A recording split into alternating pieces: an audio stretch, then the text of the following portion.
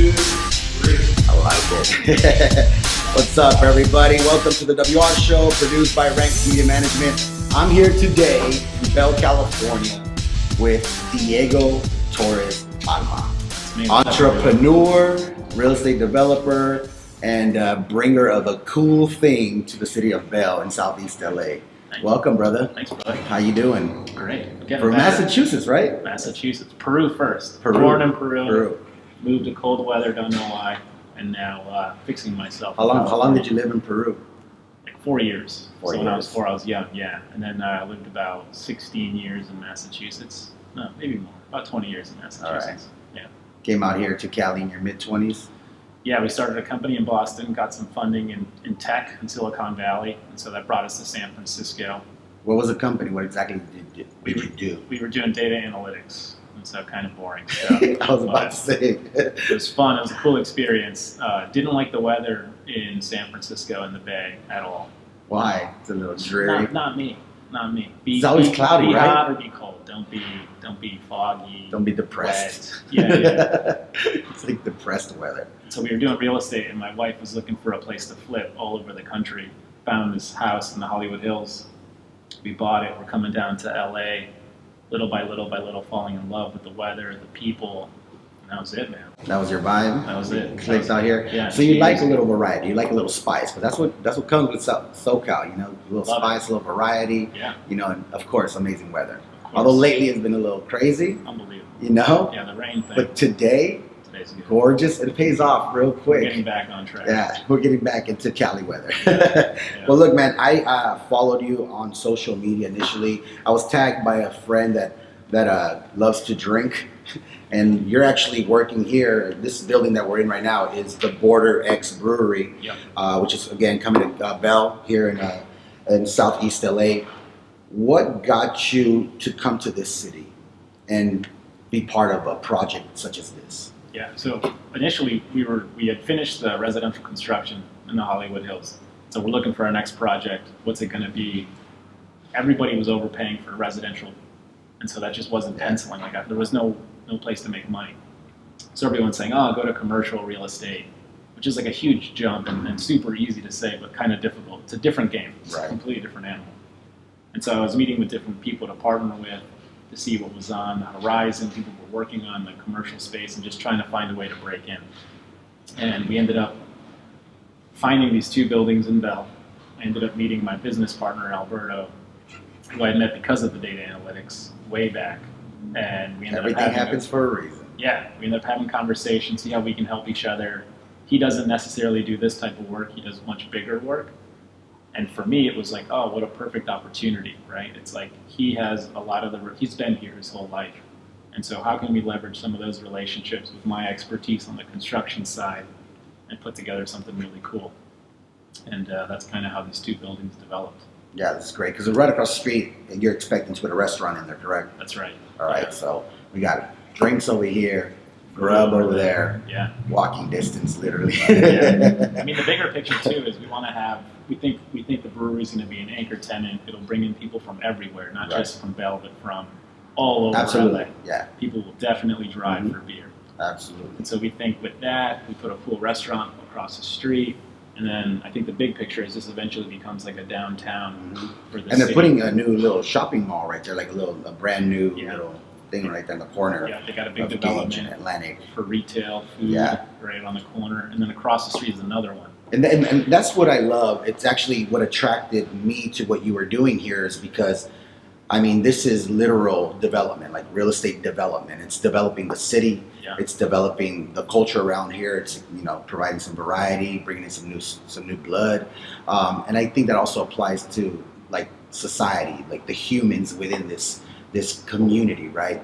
They're developing, they're becoming something more. And that's what, you know, again, attracted me to what you're doing, because what intrigues me is the mindset that's required to even dive into this world, to continue to try a business. You had a bow tie business, right? Yeah, fashion. You know, you had wearing fashion, tech, real estate.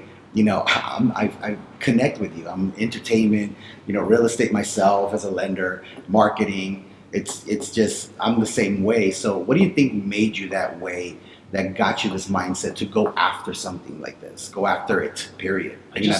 For me, it's like I like building stuff. I like getting into different industries, fashion, video, data, real estate, and like thinking about the things I don't like.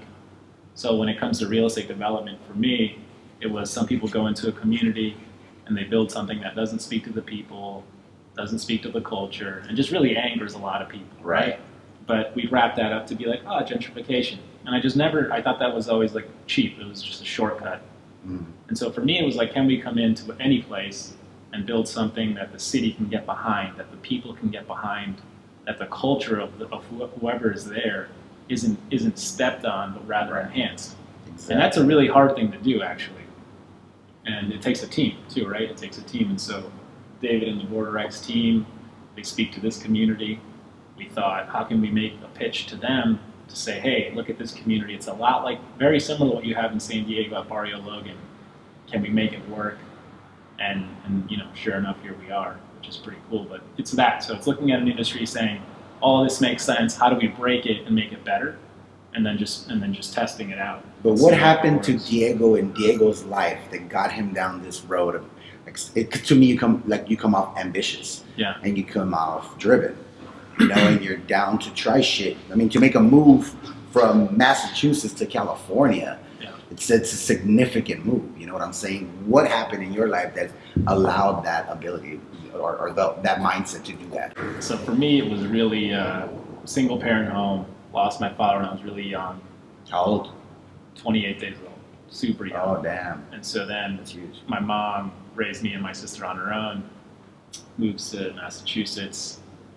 And for me, as a little kid, I just really understood that. And I think a lot of, I'm not the only one with the story, similar story, right? Sure. And so for me, the way I looked at it is like, I'll never have that problem. I'm in the bonus by 100. And so to me, it just cemented itself as a responsibility to do cool stuff. And at the same time, not to get sad about it, but like, I'll never have that problem. Right? And so I'm in the bonus already, out of the gate. In the bonus, dealt with the hardship, saw someone come through that too, so really grew up with my mom, watching her come out of that and like be great. Raised 2 kids, we're happy, everybody's good. She made it. You saw the strength. Yeah, strength, struggle, all of it. And so once I saw that, I thought, wow, like, I'll never have that problem. And so I kind of look at things like a playground in some way, but also like, it's not the end of the world. I'll never die. You know what I mean? Yeah. Like, I'm not going to die. I mean, you're going to die eventually. Someday, yeah. But something's not going to make you die because it didn't go your way. And if it doesn't work out, like, it's a good story too. Like, if this all didn't work out, I would have learned a lot. And so I've really learned to embrace the journey. You learn things. Is it going to get hard? For sure. That's part of life, but I'll never have that problem. And so, it's not the end of the world. That's what it's about. You guys, it's just having that mindset to keep it going no matter what happens to you. Because I'm in the same boat. My mom came here the first time, got caught, got sent back, then made me. Wow. And it was like this close. She was debating whether to come again or not. She's like, okay, I'll try it a second time. And then voila, I was already in her belly. So she showed up here thinking I'm going to get to work, bring my daughter over, because I have a sister who's 5 years older than me. Yeah. That was her intention, to come over here, get to work, and then bring her real quick. And then I'm here. Now there goes all that income that she thought was going to be saving to get her here. Now it's a delay. But I saw that woman hustle, work, and yeah, sure, like, basically raise myself, to be honest, from 7 in the morning till 6:30 in the evening. So I see that in her. That's why when you said it earlier, that I recognize that strength that you basically had there in front of you as something that can motivate you. What's something that you're looking forward to next? Because this is your project, right? This is what you're doing now. You're trying to find the next horrible building to make it amazing. For sure. Like, I want you to find us a building because we want to put, we talked about this. I don't want to tell you guys right now, but I want a space, and I hope we could collaborate and make that happen. But what's next for Diego? Big picture, I think Border X can obviously open up at least 3 more locations. So hopefully we'll find a home for them somewhere else, similar demographics, place like Bell. But just looking for the next project where we can get the right city behind us, the right team behind us, and do something similar. Where really the concept is get cool buildings with beautiful bones, right? Cool brick, beautiful structures that are just kind of hiding and need some work. and then bring in tenants that enhance that community. And so we're looking all over right now. I'm looking in Bell still. I mean, the city here, the city council has been unbelievable. And so even if we're looking to like double down, maybe we'll see other buildings down the street. Awesome. So it's been good working with the city here. It's been unbelievable. I mean, I think a lot of things, cities can make or break developments. They can make it really hard for you if they don't like your concept. And the city from day one was behind the concept, behind the team. And we've just made sure to respect that and honor that too. That's awesome. So they're invited to everything. We've given them a lot of walkthroughs here. The other thing too is from a development perspective, they've been working for 5-10 years on developments. And this will be the first one to open. And so they're also excited because sometimes developments take 2 years of legal, 2 years of construction. And this one has taken a little bit less time because the buildings were already here. We just kind of brought them to life again. That's awesome. Yeah. Now, speaking of the community here, now we're done with the politicians in Bell. Yeah. The people here, the community, what can they expect from Border X? Live music, loteria, great beer, Nice. a lot of art. I mean, you guys can see maybe on that side. Yeah, you guys can't see, but there's There's artwork art here. all over. So the Border X team is really big on. It's simple. I think their rule is what really makes a business successful, entering a new community, new market, is just getting embraced by the community. And the only way to do that is by embracing the community. And so they do. Yeah, it's kind of simple, right? But a lot of companies mess this up.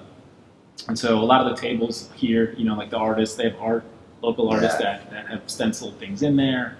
All these artists are either grew up in Bell or from the area. And so the Border X team does a great job collaborating with artists, 1. 2, having live music, I think like 5 nights a week. That's awesome. Yeah, and honestly, they're open to anything. So like comedy, right? Stand-up Do a comedy show might be here. coming here to Border X. We'll see. Pick a day, do it with them. The beer is also great. It's Mexican beer, so you're not going to find any like American or any IPAs. It's literally Mexican ingredients. That's awesome. Yeah, I didn't know that part. That's different. Yeah, like Yeah, that's super different. They don't make ales. They don't make IPAs. They're not trying to do that. They make beers with horchata, with abuelitas chocolate, What? with Jamaica. Yeah. Really? And the thing is, like, it's amazing. We'll let that fire truck go by. They There's just got another lit up because they heard the horchata beer. So there's literally horchata beer. And like, that shit smells like fire.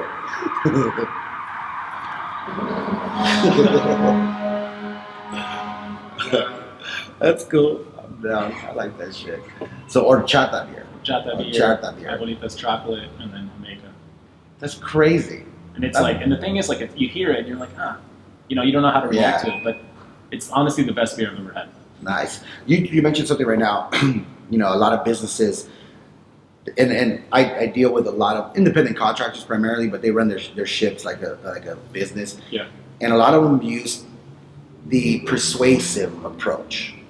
And when you mentioned something to me that I like to live by, which is love. Like, love on them, they'll love you back.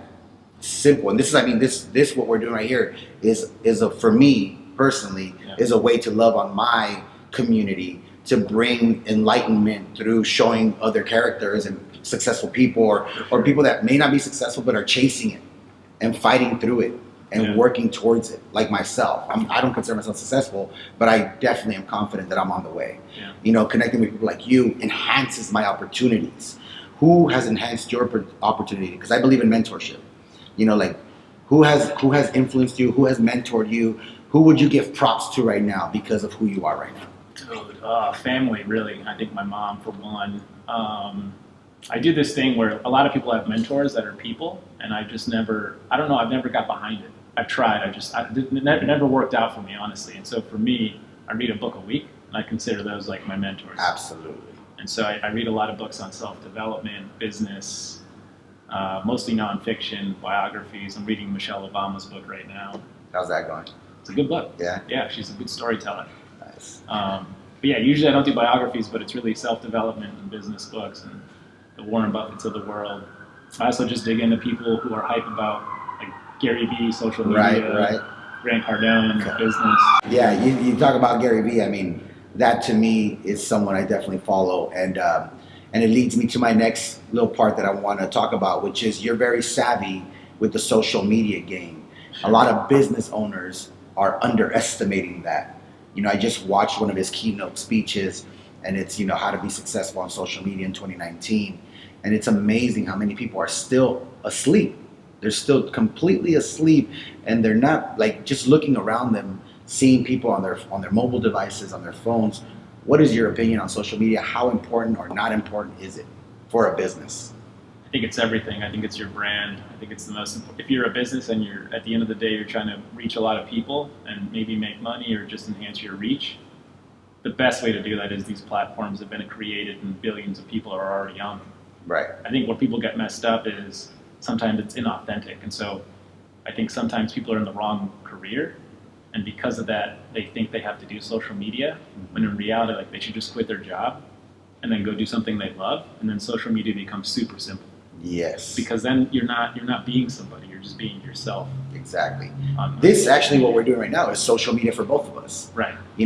It's a way to share with you guys what we're about, what we're working on, enlighten you in any way, maybe just bring a new concept into your head that you've never thought about before. Simultaneously, we get to multiply the exposure by cropping this up, edit it up, and then dropping it in our feeds or whatever, or in people's feeds. What do you think is the value of that, not just for the business person, but for the community? Like you putting out content like that, because you do that. You're all about it. We've been filming this entire construction process, and cool. We've been putting up. There's really two things that I'll talk about on the value side. Just the other week, the city came to me and was like, "Thank you so much for making the videos. They've helped us a lot." And I'm like, "How has it helped you?" And they said a lot of people in the city don't know that when your building goes up, there's code, there's fire protection, there's compliance, there's rules to building this so that it's ADA compliant. And a lot of the perception, and this is again what the city told me, the perception is that the city just puts in all these rules and makes it hard for construction. Right. And so one of the things I do in my videos is talk about why we have like an earthquake valve and why we have certain slopes in the parking. And what they were telling me is like that makes their job easier because now the community understands why these things take time. And so I was like, oh, it's cool. I didn't know that, so I thought that was cool. It's educational. Yeah. And then the community members, like, you can drive by this building, but you're not seeing what's happening inside. And so it's literally like I take them inside to the guts of what's happening. So they get excited. That educates them too. And then as we're releasing the grand opening, it's a big day, right? It's like everybody that's been following from the beginning knows about the opening. And so that's great for the brewery. That's great for the tenant, great for the city. And so it just, to me, like everybody wins, honestly. Everybody it does. wins. And that's what I want to, address with business owners is that's the value of this. It's not, because one of the challenges that I have is explaining ROI to them. Sure. And you just did it. That's the value. The exposure, the ripple effect. So-and-so tells so-and-so, so-and-so tells so-and-so. Yeah. And that's how it works. And it's through education and showing them stuff that it's not just you showing them people pouring beer and getting drunk. Yeah. It's what went into this, the labor, the laying of the cement, before you could put these gigantic barrels up. Right. And what that involved. Like that was interesting to me. I love that you showed your little time capsule that you did. That's going to be cool in who knows how many years. That's a cool little touch. And so you get to be like you're becoming a part of this brand. And you're incorporating the community, and that's the value of this kind of content. And smart business people like this is what you need to connect to. If you're a little afraid, talk to people like us. Man, we get it. I love it. I love that you see the value. I even did, like on day one of this project, I'm like, hey, I'm looking for someone who can bring me a toilet, like a temporary toilet. I'm looking for insurance people, and I'm like, if you're a local, DM me. Yeah. And I ended up literally buying the temporary toilets from the guy who DM'd me back. And so I'm putting it out there too. Yeah. It's not like I'm receiving. I'm like, I will literally write a check if you can help me. Right. And so, there's quantifiable real business results for other people. And I think that's valuable. Because otherwise, what am I going to do, right? I'm going to go to Google. Mm-hmm. I'm going to find a Pick business. one of the first 3 or 4 that come up, And which I'm is going not to email local. them, right? And so it's like, oh, I could do that. I could go to LinkedIn and spend all day there. Or I can just, put her on Instagram and see what happens. And so far, it's been super helpful. Nice. Yeah. Another topic I want to talk about is education. And I want to talk about that because I'm of the mindset that I like experience. You know, that to me is the best education. Are you a college guy or an experience guy? This is, I'm 100% an experience guy, but so it's hard for me to say this. I went to college, I went to business school, and honestly, I didn't need to go. It was a big waste of time. Honestly. Yeah. So the way I look at it is like people in your head, who's ever watching, you have this thing where it's like, oh, I'm going to get that promotion once I do this. And that this is usually go to school or get this degree. And so what's really happening there is you're creating this cycle where once I'm good enough, I will then get the reward.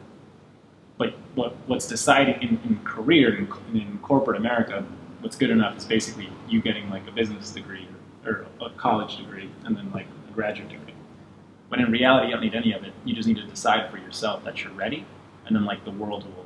That's why I love LA, and like comedians especially, because you don't really need permission. Like you don't need to go to college, right? You just kind of need like yourself. Just balls. Balls. You need balls. You need courage to get up on the fucking on the stage, Bomb. grab that mic, and bomb. A few times. Rejection times, yeah. of the grandest scale in your face. Right there. They're just staring at you. Yeah. No, I don't like what's coming It's out of your not mouth. And right, but you got to have that courage to do it. Absolutely. And so my whole thing is like skip the education. Like that's why I say experience is your thing, Mm-hmm. right? No one needs to go and get like a doctorate to become a comedian or to be an actor. And that's why I love LA, because I said this last time, right? It's like people in LA really, to me, they're just chasing expression. Yeah. They're not chasing the degree so that they can go work for Twitter and be on the treadmill.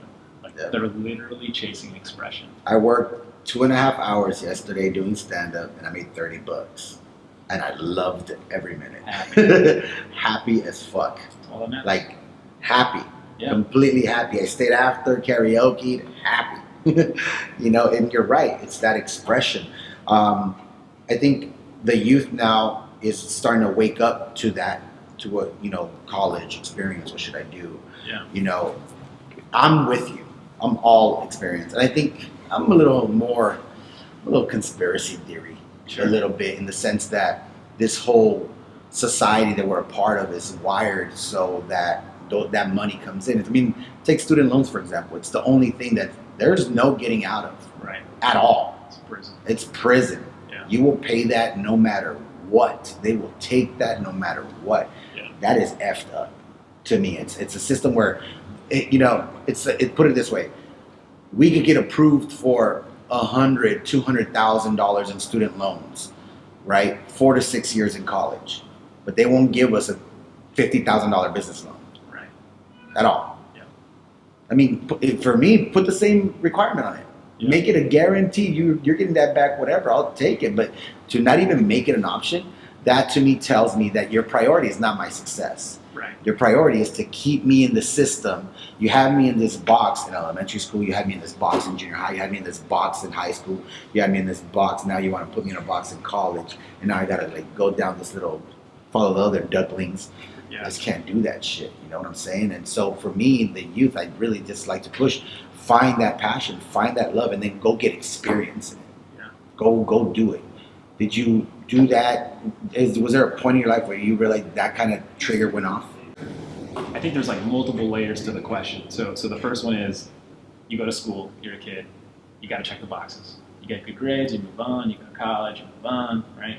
Your guidance counselor may or may not crush your dreams in the process. But so what ends up happening is you get really comfortable with this like checkboxing society. And generally speaking, at a high level, education is good for you. What's happening now, which is kind of fascinating, is like the student debt is just prison, honestly. Yeah. And so now people are starting to think, oh, what else can I do? Which is the best thing I think to happen in America, despite the biggest problem that we've had. Just a wake-up call. Is a wake-up call. Is to say you don't really need it. It's kind of overrated. For me personally, as an entrepreneur, I remember when schools started doing the major in entrepreneurship. Like you could go to school and major in entrepreneurship. What? And I just thought, oh, I see. Academia takes the real world hustle, puts it in a box, and then sells it back Oh yeah. to the kids who want to be. That's happening with social media right now. Now that's a career. That was crazy. I thought that's insane. So to me, it was like, oh, okay. if you're in the real world doing it, you're way ahead of the academics. And so for me, it was like, I'll swim in that water all day because there's no rules here, right? So that's kind of how, for me, it was like, oh, academia is going to package it up and sell it, but they're going to do it 20 years later. Let me just go be here on the front lines of it. Yeah, and you're way ahead. That's exciting, yeah. You're just way ahead. You could then become a professor. Totally, yeah. A lot of people do that. Yeah. Yeah, You'll become the professor, the coach, the teacher. And I'll just be like everybody leave. Yeah. Go outside and drop work. out. Yeah. You stay in class, you get an F. I like this teacher. I like him. Teach right now. Teach the kids something. Give them some tip before we end this up. Give them some nuggets for them to consume, and like let's just say an 18-year-old about to head into the real world right now. Life-wise, what knowledge would you drop on them right now? I think for me personally, I think there's so much pressure kids 18 to 25 put on themselves around what to do next. And so there's this pressure of like, oh, I'm at my job, I'm super bored, this isn't fun at all, but I gotta stay here and I gotta pretend to work.